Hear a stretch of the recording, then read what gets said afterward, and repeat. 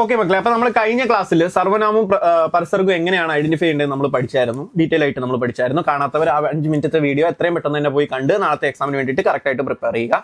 Okay, ഇനി നമ്മൾ സർവനാം കുറച്ച് ഡീറ്റെയിൽ ആയിട്ട് കുറച്ച് എക്സാമ്പിളുമായിട്ട് വീണ്ടും പഠിക്കാൻ പോവാണ്. കാരണം അത് വളരെ ഇമ്പോർട്ടന്റ് ആണ്. 1-2 മാർക്കേ വരുള്ളൂ. എന്നാലും അത് 1-2 മാർക്ക് നമുക്ക് എന്ത് ചെയ്യാൻ പറ്റത്തില്ല, കളയാൻ പറ്റത്തില്ല.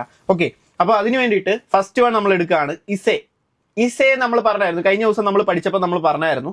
അതായത് എവിടെ സാർ എൻ്റെ പേനയൊക്കെ എവിടെ, ടൂൾസ്. ഓക്കെ ഓക്കെ, അപ്പോൾ കഴിഞ്ഞ ദിവസം നമ്മൾ പഠിച്ചപ്പോൾ പറഞ്ഞായിരുന്നു ഈ വന്നു കഴിഞ്ഞാൽ അവിടുത്തെ ഫസ്റ്റ് ലെറ്റർ എന്ന് പറഞ്ഞു കഴിഞ്ഞാൽ യാ ആയിരിക്കും. ഓക്കെ, അടുത്തത് വന്നിരിക്കുന്നത് സായാണ്. ഓക്കെ, സാ വന്നു കഴിഞ്ഞാൽ നമുക്കറിയാം സാ വന്നു കഴിഞ്ഞാൽ അടുത്തത് വരുന്നത് ഹായ് ആയിരിക്കും. അപ്പൊ ഇവിടുത്തെ ഇസേ എന്നുള്ളതിൻ്റെ അകത്തെ സർവനാം എന്ന് പറയുന്നത് യഹാണ്.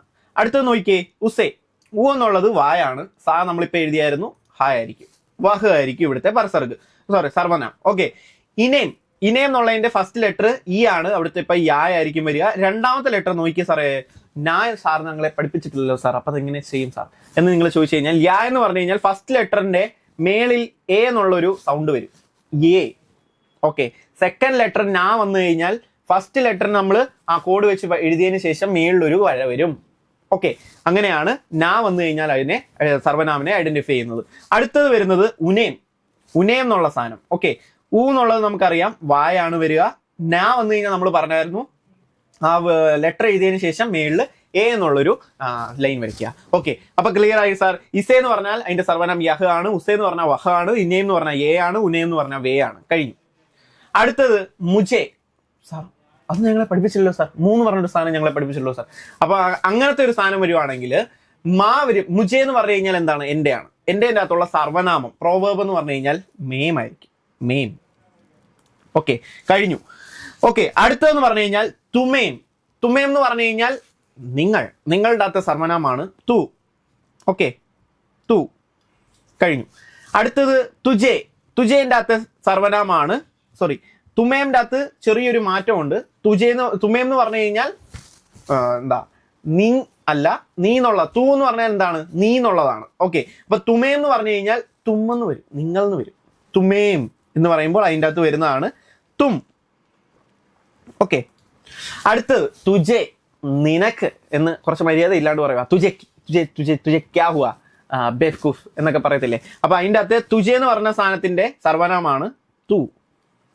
ഓക്കെ, അടുത്തത് ഹമേം. ഹമേം എന്ന് പറഞ്ഞതിൻ്റെ അകത്തെ സർവനാമാണ് ഹം. ക്ലിയർ ആണല്ലോ. മുജേ എന്ന് പറഞ്ഞു കഴിഞ്ഞാൽ മേം, തുമേം എന്ന് പറഞ്ഞു കഴിഞ്ഞാൽ തും, തുജേ എന്ന് പറഞ്ഞു കഴിഞ്ഞാൽ തു, ഹമേം എന്ന് പറഞ്ഞു കഴിഞ്ഞാൽ ഹം. ഓക്കെ, തുമേം പറഞ്ഞാൽ തും, ഹമേം എന്ന് പറഞ്ഞാൽ ഹം. ഓക്കെ, ആ ഒരു രീതിയിൽ അത് പഠിച്ചോണം.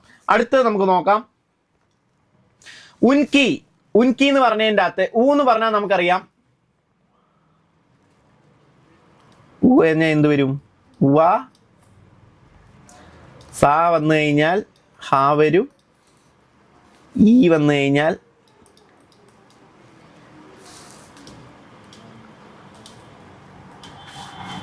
യാ വരും. ഈ കോഡ് അതുപോലെ പഠിക്കുക. അപ്പൊ ഉൻകി എന്നാണ് ഇവിടെ വന്നിരിക്കുന്നത്. കറക്റ്റ് അല്ലേ, ഉൻകി.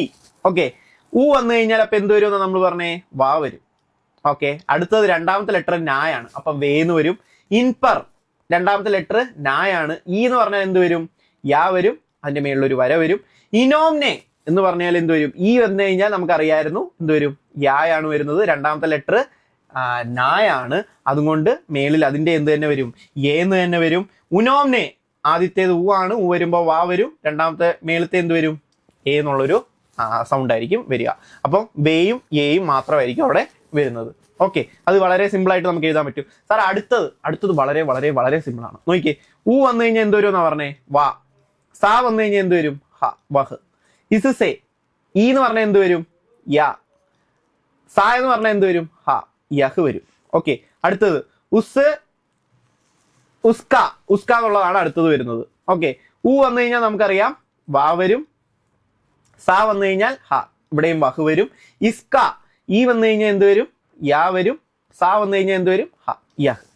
അപ്പൊ ഇങ്ങനെയാണ് സാർ പരസർഗ് എഴുതി തീർക്കേണ്ടത്. ഇങ്ങനെ എഴുതി കഴിഞ്ഞാൽ നിങ്ങളുടെ ആൻസർ ഫുള്ള് കംപ്ലീറ്റ് ആയി. നിങ്ങൾക്ക് ഗ്രാമറിന് ഫുൾ മാർക്ക് കിട്ടിക്കഴിഞ്ഞു. ഓക്കെ, അപ്പം കുറച്ചുകൂടെ എക്സാമ്പിളുമായിട്ട് സാറ് വന്നായിരുന്നു. അപ്പം അത് ഫുള്ള് എങ്ങനെയാണ് ചെയ്യേണ്ടതെന്നുള്ളത് മനസ്സിലായെന്ന് വിചാരിക്കുന്നു. വേറെ വഴിയില്ല മക്കളെ, അത് മൊത്തം പോയിരുന്ന് പഠിച്ചേ പറ്റുള്ളൂ, വേറെ ഒരു വഴിയുമില്ല. അപ്പം ഓൾ ദ ബെസ്റ്റ്. ബാക്കി എന്തെങ്കിലും ഉണ്ടെങ്കിൽ സാർ അടുത്ത വീഡിയോ ആയിട്ട് വരുന്നതായിരിക്കും. അതുവരെ വെയിറ്റ് ചെയ്യുക. ഓക്കെ.